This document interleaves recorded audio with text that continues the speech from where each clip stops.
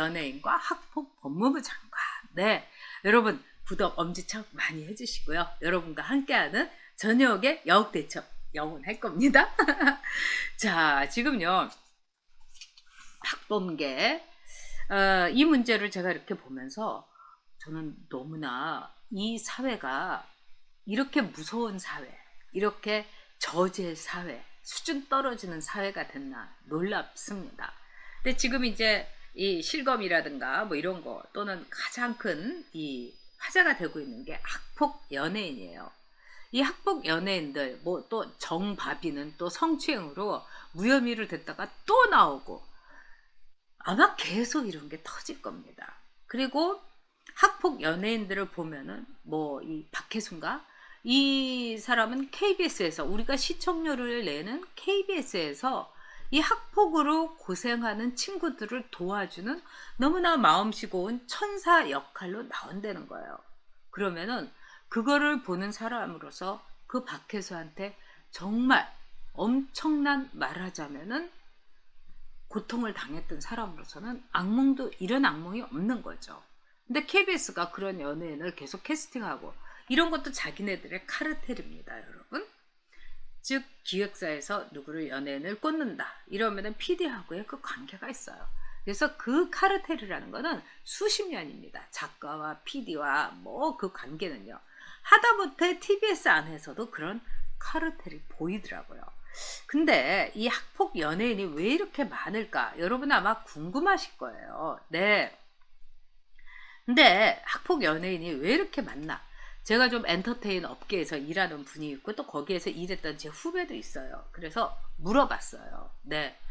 참 이 박혜수가 대청중학교 나왔는데 이 대청중학교는 여러분 아시다시피 뭐 아내의 자격이라든가 뭐 스카이캐슬 여기에 다 이렇게 이 배경이 됐던 최고의 말하자면은 엄마들이 열심히 애들 이 스펙 만들어 주는 데인데 여기에 나왔는데 거기에서도 이제 학폭은 있는 거죠. 근데 왜 연예인들이 학폭 연예인들이 그렇게 많고 그 다음에 성추행 연예인들이 그렇게 많을까? 근데 그 이유를 제가 물어보니까 참 이게 우리나라의 연예계의 특성인 것 같습니다. 그러니까 연예인들의 이른바 이 기획사의 연습생 뭐 보아는 뭐 6년인가 7년을 했고 이런 식으로 계속 하는데 그거는 보통 멘탈을 가지고는 견디기가 힘든다는 겁니다. 그리고 거기에서 다들 별이 되고자 하는 아이들 사이에 질투, 뭐 이간질, 뭐 이런 게 이루 말할 수가 없다는 거예요. 그래서 거기에서 말하자면 살아남는 애들 중 가운데는 학폭으로 일진애든 애들, 뭐 짱 먹은 애들, 이런 애들이 살아남는 가능성이 꽤 크다는 거예요. 정말 무서운 일이죠. 그쵸, 여러분? 그리고 그래서 또 기획사에서도요. 지금 기획사는 우리나라의 기획사는 굉장히 비인간적인 것 같아요. 그래서 얘의 인성이라든가 이런 걸 떠나가지고 뭐 담배를 피던 마약을 하든 뭘 하든 학폭을 하든 간에 제가 나한테 돈 벌어줄 애면은 좋다 이렇게 생각하는 거예요. 그래서 기획사에서 애들을 오디션을 할 때 기획사에서 피하는 애들이 있다는 겁니다. 전 그 얘기 듣고 참 놀랐는데 교회 다니는 애들. 그러니까 늘 이제 말하자면은 옳은 거라든가 또는 부모는 무시해도 하나님은 무시 못하는 하나님 앞에서 꼼짝 못하는 애들 이런 애들은 제낀다는 거예요. 왜? 얘네들은 옳음에 대해서 머릿속에 있기 때문에 저도 이 보면은 아이를 키우는 분들한테 제가 이 조언을 감히 한다면 저는 이제 종교를 갖게 하는 거를 참 권하고 싶어요. 저는 전에는 진화론이 어쩌고 저쩌고 하면서 종교는 그 아이가 선택하는 게 좋겠다 했는데 요즘 세상은 너무 험해가지고 그래서 말하자면은 종교를 갖는 거를 저는 권하고 있습니다. 어쩔 수가 없는 일이에요. 근데 종교를 가진 애들을 제낀다는 거예요. 두 번째는 집안이 유복하고 집안이 굉장히 화목한 애들을 제낀다는 거예요. 이런 애들은 사랑에 대해서 충족돼 있기 때문에 어떤 폭력이라든가 이런 거, 그 다음에 아주 가학적인 거를 견디지 못한다는 거예요. 그 다음에 세 번째, 부잣집 애들을 딱 제낀다는 거예요. 부잣집 애들은, 왜? 부잣집 애들은 착하다. 우리가 그런 말도 하잖아요. 그러니까 가난한 집 애들. 그래서 어떻게든지 내가 이거를 성공을 해가지고 내가 반드시 돈을 벌고 말 거야. 나 돈 없어갖고 누구도 막 머리채 끌어당겨갖고 지갑도 훔쳐서 뭐 이런 얘기 하는 애들 픽업을 한다는 거예요. 정말 여러분 놀랍죠. 네 번째, 공부 잘했던 애들, 학교 성적 좋은 애들, 이런 애들 제낀다는 거예요. 자, 이걸 보면은 왜 학폭 연예인들이 그렇게 많은가에 대한 답이 나오는 거예요. 그 다음에 우리가 또 볼 수 있는 거는 이 기획사라든가 그 세계라는 거는요, 너무나 좁은 세계인 거예요. 너무나 좁은 세계인 거예요. 그래서 지금 뭐 이 기획사 출신의 연예인들이 얘기를 하는 거나 이런 걸 뭐 우리가 딱 깨는 경우가 많지 않습니까? 그리고 다른 사람에 대한 배려가 굉장히 없는 거예요. 사람을 초대해 놓고 뭐 이 탤런트 배우는요, 정말 고기를 방근을 산다든지 그건 있을 수가 없는 거죠. 자기만 알고 또 그 세계에서 있기 때문에 세상이 어떻게 돌아가는지 모르는 거예요. 그래서 이런 학폭 연예인들이 지금 무대 위에 굉장히 많이 있을 수밖에 없다. 저는 그걸 갖고 우리 사회에 일종의 비틀림, 일그러진 자화상을 보는 것 같아요. 이 이문열의 뭐 우리들의 일그러진 뭐 영웅인가 이 책을 보면 바로 학폭 연예인들, 즉 학교에서 일진, 폭력을 일삼은 애들이 앞으로 어떻게 되는가를 적나라하게 보여준 작품 중에 하나인 거죠. 자, 그런데 이 학폭 연예인은 저리 가라인 겁니다. 자, 갈매기 조나단, 여러분도 아시는 것처럼 이 박변계, 진짜 이 박병은계가 학폭으로서 날린 거, 이거는 우리가 상상할 수 없을 정도라는 거예요. 자, 여러분 오늘 아침에 제가 참 여러분도 꼭 읽어주셨으면 좋은 게 동아일보에 송영인 칼럼이 있어요. 거기에서 이 박변계가 진짜 학폭 장관으로서 우리 사회에서 이렇게 법무부 장관이 학폭이 된 거, 이건 정말 소름 끼치는 일이다, 이렇게 얘기를 했어요. 그분 얘기를 제가 정리를 해드리자면은, 자기가 이제 박범계가 나온 그 고등학교를 나왔다는 겁니다.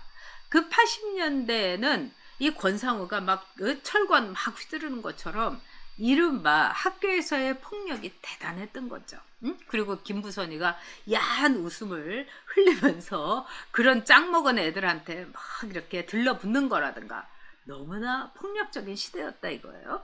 근데 그때 이 박범계가 말하자면은 퇴학을 당해갖고 딴 학교를 갔다는 거, 이거는 박범계의 폭력 수위가 엄청나게 높았다는 거. 그러니까 퇴학이죠, 정확하게. 전학을 간 게 아니고, 그러니까 웬만하면은 전학을 시키는데 박범계는 퇴학을 했다는 거예요. 이거는 뭘 얘기하느냐? 이 송평인 이 논설위원이 박범계의 폭력의 정도가 우리가 상상할 수 없는 정도일 것이다. 그러면서 한 예를 들었던 게, 그 당시에는 웬만해 갖고 퇴학을 안 시켰는데 그 학교에서 퇴학당한 사람이 누구였냐? 자기 친구를 칼로 찔른 사람이 퇴학을 당했다는 거예요. 근데 그때 박범계도 퇴학을 당했다는 거예요. 그럼 박범계의 폭력의 수위라는 것은 우리가 상상할 수 없는 정도다. 다행인지 불행인지 우리나라에서는 커다란 불행이었고, 박범계가 이 검정고시를 통해 가지고 연대를 들어가서 또 사법시험을 봐갖고 그 가운데서 아마 고등학교 때의 학폭, 이거는 증거에 안 남았던 거죠. 그리고 검정고시를 자기가 뭐 뜻한 바 있어갖고 검정고시를 치른 것처럼 해갖고 면접을 통과했던 거죠. 그런데 이런 사람이 여러분 이 나라의 법무부 장관이 됐습니다. 끔찍한 거죠. 그래서 이 송평은 의원이 말하는데 구구절절 옳은 거예요. 뭐라고 얘기하느냐? 대법원에서 나온 사람 보고 3천만 원 우리 국회의원들이 할 테니까, 해줄 테니까 의원님 한 번만 살려주세요, 이 말을 하라고 한 거예요. 저도 그때 아무리 그래도 국회에서요, 의원님 한 번만 살려주세요, 이런 말을 저도 전에도 들은 적이 없고 앞으로도 들은 적이 없는 매우 생경한 단어예요. 국회의원들이 그렇게 얘기하지 않습니다, 여러분. 박변계만 그렇게 얘기한 거예요. 근데 박변계가 이렇게 얘기한 걸 보고 저도 그때 의아했어요. 근데 이 송평인이란 분이 그 시절에 그때의 박변계하고 같은 학교를 나오면서 앓은 거죠. 즉 애들 야 지갑 나눠 이러고 막 애들 어디다가 그냥 화장실에다 쳐놓고 너 못 나와 너 거기서 냄새 맡고 뭐 거기서 암모니아 냄새 좀 죽을 때까지 맞아 이러면은 나 좀 내보내줘 이러면은 그래 너 살려달라고 내 앞에서 기어봐 원산 폭격해봐 뭐 이렇게 하는 폭력성 그 가운데서 박범계가 사용했던 말이 이 수없이 들었던 말이 나 좀 살려줘 이 얘기인 거예요. 그러니까 그거를 대법원에서 나온 대법원의 판사한테까지 그거를 요구를 하는 거예요. 이게 박변계인 겁니다. 그리고 이 박변계는 아마 수도 없는 폭력을 저질렀을 겁니다. 우리나라에 있는 애들이 미국에 이렇게 가서 이 퇴학당하는 경우 굉장히 많아요. 그래서 문제의 좀 부잣집 애들이라든가 돈이 있는 애들은 전 세계 학교를 전전합니다. 미국에서 퇴학당할 그러면은 캐나다 갔다 그 다음에 뭐 또 다시 호주 갔다 뉴질랜드 갔다가 뭐 남아공까지 가기도 해요. 여러분 저 그런 사람 봤어요. 근데 이 애가 어떻게 해서 그렇게 퇴학을 당했나 봤더니 어느 특정한 장소에다가 가둬두고 협박을 한 거예요. 외국에서는요 화장실에 가둬두거나 어떤 집에다 가둬도 옷장에 가둬도 이런 게 최고의 범죄입니다. 근데 박범계는 그런 일은 아마도 진짜 수시로 했을 것 같아요. 네. 자 그런 점에서 신라암님 정말 그 말이 그래서 자연스럽게 나왔다. 저는 이렇게 생각을 합니다. 자 이제요 박범계가 말하자면 법을 무시하고 검찰정법을 무시하고서 이 문재인도 패싱을 하고 그 다음에 우리 편 먹기를 하자고 하면서 신현수 보고 너 우리 편에 서야지. 그러니까 신현수가 막 기가 막혔을 거예요. 이 신현수라는 사람은 지금요 아마도 문재인이 사정을 해서 그냥 있는 거고 내가 분란을 일으키기가 참 그래서 있는 거지 신현수는 이미 마음이 다 떠난 거죠. 그리고 신현수의 자존심으로는 박변계 같은 애들 진짜 보고 싶지 않을 겁니다. 아마 그리고 박변계는 신현수 앞에서는 좀비며 투명인간일 거예요. 자 그런데 여기서 우리가 놀라운 건 문재인의 처신이죠. 사후 재가를 했다는 거. 기가 막힌 거죠. 응?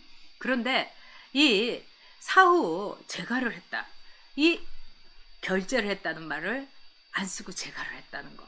이거는 뭐겠어요? 재가는 정말 어저께 제가 얘기했지만 어시스트인 거예요. 언저리에서 돌았던 거예요. 그리고 결제라는 건 골인을 하는 거예요. 이제 골인도 못하는 게 문제인 겁니다.